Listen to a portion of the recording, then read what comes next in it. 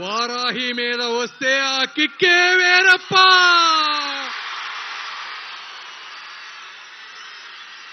Sir ఎంత అదృష్టవంతులు sir.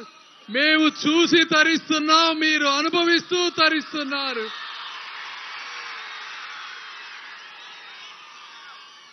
గుండెల నిండా నిండిన అభిమానాన్ని ఆశయంగా మార్చుకొని ముందుకు కదులుతున్న జన సైనికులకి, నుదుటిపై పసుపు కుంకుమ దిద్దిన తెలుగుదేశం పార్టీ కార్యకర్తలకు, భారతీయ జనతా పార్టీ దళిత దళాలకు, ఆంధ్ర ప్యారిస్ చందమామ లాంటి అందగాడైన మన మనోహర్ గారికి నిజాయితీకి నిలువెత్తు రూపం, తను కష్టపడ్డ డబ్బు పేద ప్రజలకు పంచిన మానవత్వపు మేలిమి శిఖరం. బలహీనులపై దౌడులు దౌర్జన్యాలు జరుగుతుంటే ప్రశ్నించడానికి వచ్చిన ఒక గబ్బర్ సింగ్, నేను అభిమానించే శ్రీ పవన్ కళ్యాణ్ గారికి నా హృదయపూర్వక కృతజ్ఞతలు.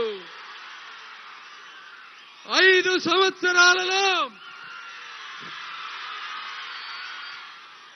మనం ఈ పరిపాలన చూస్తే విద్యతో వికసించాల్సిన యువతకి గంజాయి అలవాటు చేశారు. బిడ్డల భవిష్యత్తుని నాశనం చేసి కన్న తల్లిదండ్రుల పేగులపై కన్నీళ్లు రాశారు. అమర్ రాజా బ్యాటరీ లాంటి గొప్ప సంస్థలని ఈ రాష్ట్రం నుంచి తరిమి పారిశ్రామిక అభివృద్ధికి పాడగట్టినటువంటి వ్యక్తులు ఈ జగన్మోహన్ రెడ్డి గారు. అదేవిధంగా పేదల కలల సౌదాలైనటువంటి టిట్కో ఇళ్లను పిచ్చి చెట్లకు వదిలేసినటువంటి దుర్మార్గులు ఈ జగన్మోహన్ రెడ్డి గారు.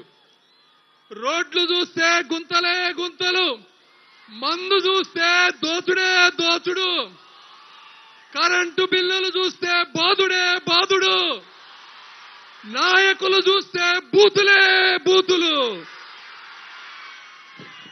ఈ విధంగా 5 సంవత్సరాలలో ప్రకృతిలో ఉన్న అన్ని వనరులని ల్యాండు, శాండు, వైను, మైను రూపంలో దోచుకుని ఆ అవినీతి సొమ్ముతో మీడియాని, సోషల్ మీడియాని, అధికారులని మేనేజ్ చేస్తూ నిజాయితీ పరులైన పవన్ కళ్యాణ్ లాంటి వారిని తిట్టిస్తూ ఒక దుర్మార్గపు రాజకీయానికి తెరదీశారు.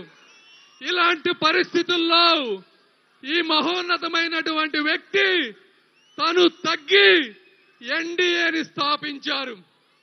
ఇలాంటి పవన్ కళ్యాణ్ గారికి వారికున్న ఆలోచనలు లాగానే నాకు ఆలోచనలు ఉన్నాయి. నాకు డబ్బు మీద ఆశ లేదు, కీర్తికాంక్ష లేదు, స్వార్థం అసలే లేదు.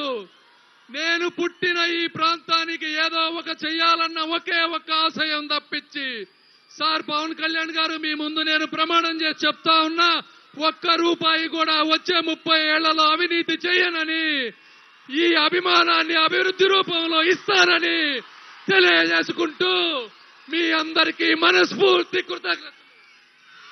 జై పవన్ కళ్యాణ్, జై చంద్రబాబు, జై నరేంద్ర.